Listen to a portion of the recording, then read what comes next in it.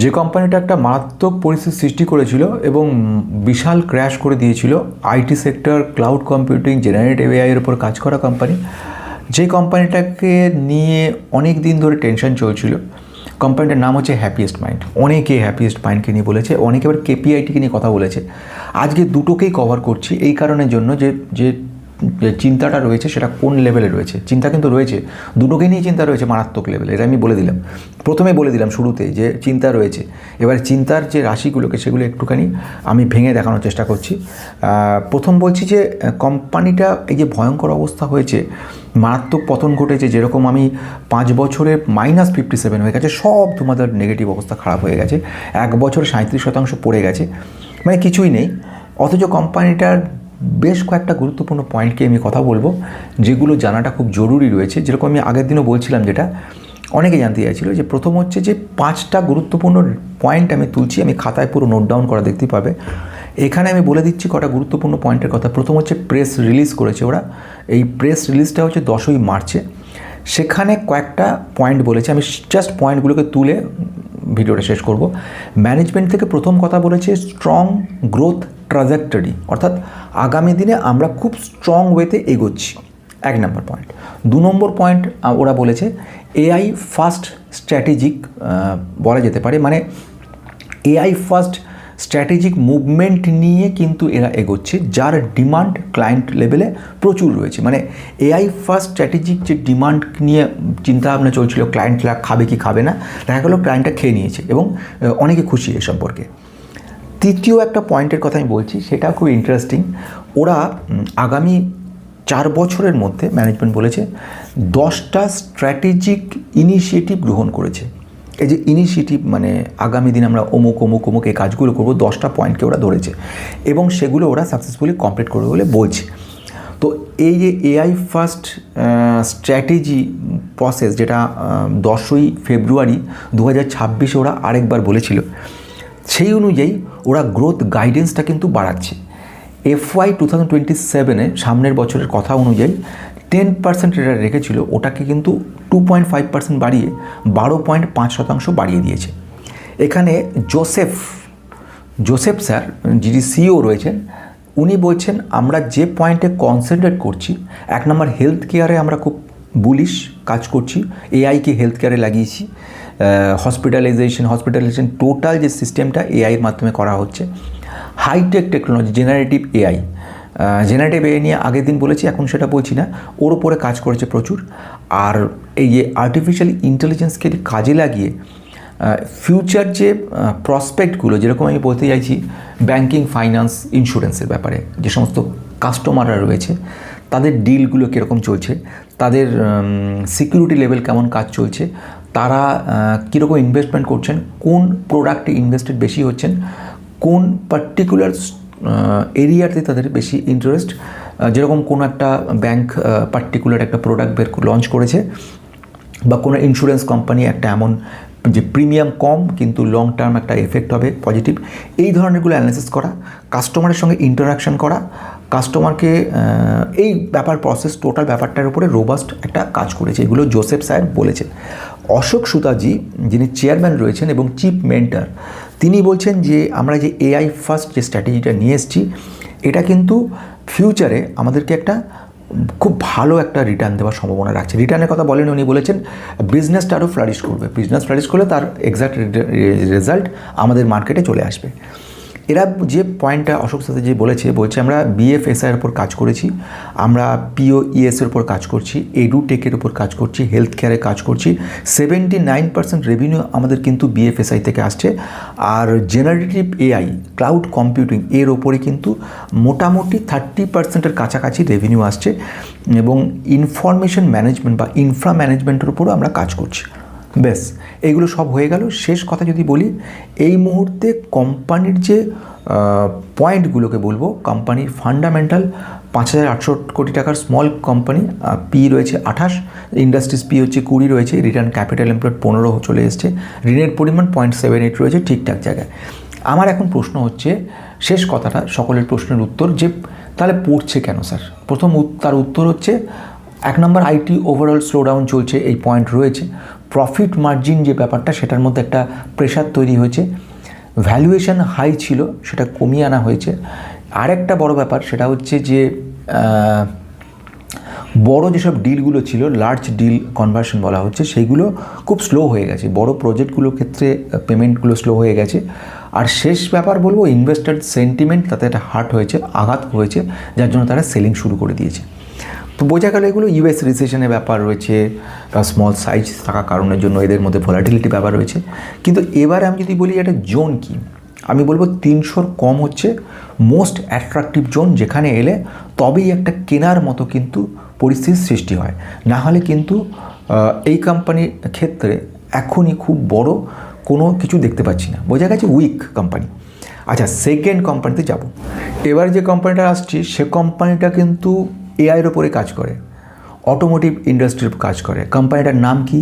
KPI technology. প্রশ্ন ছিল কি, কেপিআইটি মানে হ্যাপিয়েস্ট মাইন্ড হতে চলেছে কি কেপিআইটি, মানে সর্বশান্ত? দেখো, কেপিআইটি যদি বলি অলরেডি যেখানে গেছে হ্যাপিয়েস্ট মাইন্ডের জায়গায় চলে গেছে। বিগত 6 মাসে দেখছি 53% পড়ে গেছে। আর কেপিআইটির ক্ষেত্রেও মোটামুটি একই জায়গায়। আর তাই যদি বলো সেই পয়েন্ট অফ ভিউ থেকে, তাহলে পর কেপিআইটি হ্যাপিয়েস্ট মাইন্ড এক জায়গাতেই পড়ে রয়েছে। কিন্তু তার উত্তর কি দুটো কোম্পানি খারাপ, দুটো কোম্পানি শেষ, তাহলে এক্সিট করে যাওয়া হলো, ব্লা ব্লা? নো, কেপিআইটির পয়েন্টটা বোঝো। আমি হ্যাপিয়েস্ট মাইন্ড বলছি, এদের জেনারেটিভ আয়ের ওপর কাজ করছে। জেনারেটিভ এআইয়ের ওপর প্রচুর ক্লায়েন্ট পেয়েছে, একেবারে যখন উঠবে আকাশে রকেট হয়ে উঠে যাবে।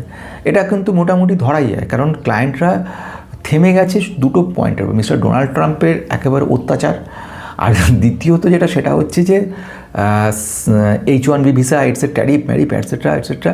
আর দ্বিতীয়ত রিসেশন ফিয়ার, ইউএসের উপর ডিপেন্ডেন্সি, ডোমেস্টিক ডিপেন্ডেন্সি বাড়ানো উচিত ছিল। আসলে আমাদের প্রথম থেকে ভুল ছিল একটা পয়েন্টে, সেই ভুলটা স্বীকার না করে উপায় নেই। সেটা হচ্ছে আমরা সার্ভিস দিয়ে যাওয়ার চেষ্টা করেছি, আইটি থেকে প্রোগ্রাম বানিয়ে সেগুলো বিদেশে বিক্রি করেছি, কিন্তু কখনো নিজের দেশে বানানোর চেষ্টা করিনি। আমি একটা জিনিসকে সফটওয়্যারের একটা বিশাল ছেলেমেয়ের দল গড়ে তুলেছি, যাদের কাজ হচ্ছে প্রোগ্রামে সাপোর্ট দেওয়া। ওই যে কারণের জন্য এখন বিপিও টিপিও ভর্তি রয়েছে, এখানে বিপিও সাপোর্ট দিচ্ছে, এই সাপোর্টের কাজ চলছে। কিন্তু আমরা কখনো ছোট থেকে একটা কোনো জিনিসকে বানানো, একটা মোবাইল তৈরি করা কিংবা একটা স্মার্ট টিভি তৈরি করা, স্মার্ট মিটার তৈরি করা, এ ব্যাপারে কখনো কেউ ভাবেনি। ভাবার সময় কোথায়, সকলেই তো যাই হোক এখন আর সেই মানে যাকে বলে সমালোচনার পথে যাচ্ছি না।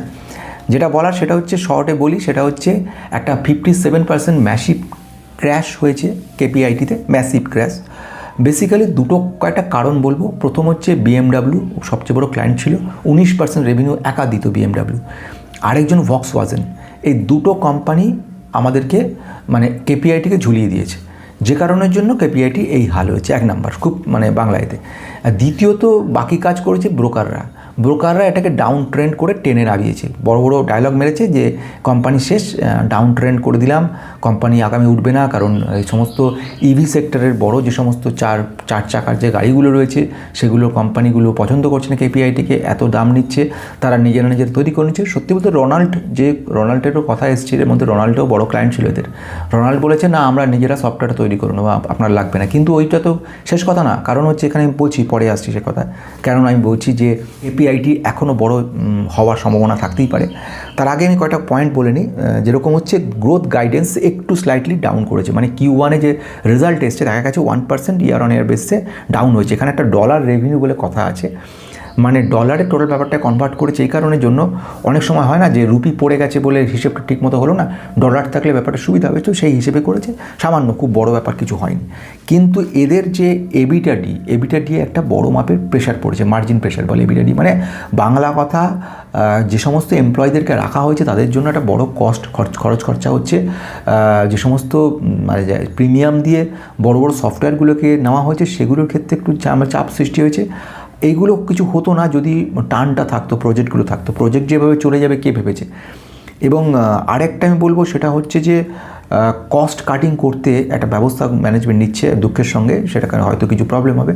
আর একটা ব্লক ডিল হয়েছে, মানে প্রচুর সেল করেছে, প্রায় 62 লাখের ওপর শেয়ার কিন্তু বিক্রি করে দিয়েছে, যেটা কিনা ওদের একটা বড় ধাক্কা লেগেছে, নাহলে এতটা পড়ার কথা নয় সত্যি বলতে। তাই এইগুলোর পরে শেষ কথা আসছি, তাহলে তো মানে কি মনে হচ্ছে? তার উত্তরে একটা কথা বলা দরকার, সেটা হচ্ছে মতিলাল ওসওয়ালের কথা বলবো। মতিলাল ওসওয়াল কিন্তু এদের থেকে একটু আলাদা হাঁটছে। ও বলছে যে ওদের যে এসডিভি মানে সফটওয়্যার ডেভেলপমেন্ট ভেহিকেলস বলে একটা ভেহিকেলস অ্যাপস তৈরি করেছে। অ্যাপসটা খুব বিউটিফুল অ্যাপস রয়েছে। এই অ্যাপসের টোটাল কেপিআইটির যে বিজনেস সেখানে কিন্তু অ্যাপসটা খুব ভালোভাবে ম্যাচ করে যায়। মানে এআই দিয়ে একটা গাড়ি চলবে, এআই দিয়ে কোনো মানে ড্রাইভার ছাড়া গাড়ি চলবে, এআই দিয়ে ইন্টারাকশন হবে গাড়ির মধ্যে। 2-3টে গাড়ি রয়েছে নিজেদের মধ্যে ইন্টারাকশন করছে, এত সুন্দর সিস্টেম। কোনো একটা পার্টিকুলার চার্জিং স্টেশনে সেখানে যখন যাবে বুক করে রাখা আগের থেকে সেখানে মানে অ্যাডভান্স লেভেলের সমস্ত কাজকর্মগুলো করা, ড্রাইভারকে অ্যাসিস্ট করা, যারা রয়েছে ভিতরে যারা প্যাসেঞ্জার তাদের যাতে এসির ঠান্ডাটা কমে গেছে সেটাকে ঠিকঠাক মতো করে নিয়ে আসা, ঠিকঠাক মতো সবাই বসতে পেরেছে কিনা, কোনো জায়গায় সিট বেল্ট লাগানো আছে কিনা, তাছাড়া বুটিং টাইমে পাওয়ার কি রয়েছে সেটাকে দেখে নেওয়া, চেক করা। তারপরে ওদিক থেকে টাওয়ারে যে টায়ারে হাওয়া কী পার্সেন্টেজ রয়েছে, যে রাস্তা দিয়ে যাবে সবচেয়ে সহজ রাস্তা কোনটা হবে, এই সমস্ত ইন্টারাকশন প্রচুর বিষয় এআই করে দিয়েছে এখানে। সো সেই ব্যাপারে এরা বলছে যে এই সফটওয়্যারগুলোর ডিমান্ড আগামী দিনে আবার আসবে, যার জন্য কোম্পানিটা কিন্তু মানে বিরাটভাবে জাম্প করার কথা বলছে। মানে ওরা 1600 পয়েন্টে নিয়ে যাচ্ছে। বলছে কোথায় এদের গোল্ডম্যান সার্চ যেখানে 500, 480, 550 বলছে, সেখানে বলছে 1600 চলে যেতে পারে। মানে এরম লেভেলে বলছে। অ্যাভারেজ অ্যানালিস্টরা বলছে 636-এ যাওয়ার সম্ভাবনা রয়েছে। তো এই সব ব্যাপার বলছে। আমি যেটা বলতে পারি এখন এই মুহূর্তে একটা সহজভাবে, সেটা হচ্ছে কেপিআইটিও কিন্তু এগোতে পারে যদি দুটো কোম্পানিকে পাশাপাশি রাখো। আমি কেপিআইটিকে ফার্স্ট কথা বলবো। কেন বলবো? হ্যাপিয়েস্ট মাইন্ডে যে রিস্কটা আছে, হ্যাপিয়েস্ট মাইন্ড কিন্তু নিজেকে স্পেশালাইজ গড়ে তুলেছে। আসলে একটা সিম্পল আইটি কোম্পানি, একদম আইটি কোম্পানি ছাড়া কিচ্ছু না, কিন্তু নিজেদেরকে এআইয়ের উপরে তৈরি করেছিল। কেপিআই কিন্তু তা নয়, কেপিআইটি বর্ন এআই। এবং শুধু এআই বললে নয়, এআইয়ের মধ্যে স্পেশালাইজড কাজ করছে। এটা কিন্তু বোঝো। মানে আমি ঠেলায় পড়ে আমি ছিলাম মানে কাজ করছিলাম পেনের বানাতাম, কিন্তু আমি এখন দেখলাম পেনের বিক্রি কমে শেষ। তখন আমি কি করলাম? কালি বানানো শুরু করলাম। আর একটা লোক প্রথম থেকে কালি বানিয়ে আসছে, তার সঙ্গে তো তুলনা করা যায় না। কালির সে স্পেশালিস্ট। আমি যখনই একটা কিনতে যাবো দোকানে, তখন আমি যখন পেন নেবো, পেনে বলছি যে এই লাক্সেট কোম্পানির নিজেই কালি দিচ্ছে এই কালি। আর আমি লিঙ্কের অরিজিনাল কালি, আমার ছোটোবেলা থেকে লিঙ্ক কোম্পানির কালির কাজ চলছে। আমি কাকে পছন্দ করব? আমার যখন সিরিয়াস জায়গা, আমি দামটা ফার্স্টে জেনে নেবো। দামের ফারাক যদি বিরাট থাকে তাহলে আমি বাধ্য হব, কিন্তু ফারাক যদি কম থাকে আমি অফকোর্স বেশি দাম দিয়ে হলেও লিঙ্কের কালি নেব। কেন নেব? এত বছরের অভিজ্ঞতা, গুডউইল এটসেট্রা। আমি এই জন্যই কেপিআইটিকে বলছি এর একটা বড় গুডউইল রয়েছে যে ভবিষ্যতে উঠবে। তাহলে শেষ কথা বলি, দুটোর কোনোটাই খারাপ হবে না, দুটোই ভবিষ্যতে ভালো করবে। একেবারে যে শেষ হয়ে গেল কোম্পানি, কিছু নেই, এরকম ভাবনা চিন্তা করাটা কিন্তু খুব ভুল। ক্লাউডকে নিয়ে কি তোমাদের মনে আছে একটা সময় ক্লাউড কম্পিউটিং আসার সঙ্গে সঙ্গে আইটির মধ্যে ঠিক এইরকম ঘটনা ঘটেছিল। সব আইটিগুলো পড়তে শুরু করেছিল ক্লাউড আসছে ক্লাউড আসছে। এখন কি করলো? যেসব কোম্পানিগুলো পড়ে গেছিলো তারাই অ্যাডপ্ট করলো ক্লাউডকে নিয়ে। ক্লাউড কম্পিউটিংয়ে প্রত্যেকটা মাস্টারপিস হয়ে গেল। তো একদিন আমি এটাও ভাবছি আইটি টোটাল সেক্টরে আস্তে আস্তে এআইকে অ্যাডপ্ট করে নেবে। আর কেপিআইটি তার দাম তো চিরকালই থাকবে। ইভি আসছে, ইভির উন্নতি হচ্ছে, কেপিআইটির উন্নতি হবেই হবে। আপাতত কিছুটা ভরসা জায়গা ছিল, সেখানটা কমেছে, আবার আসবে।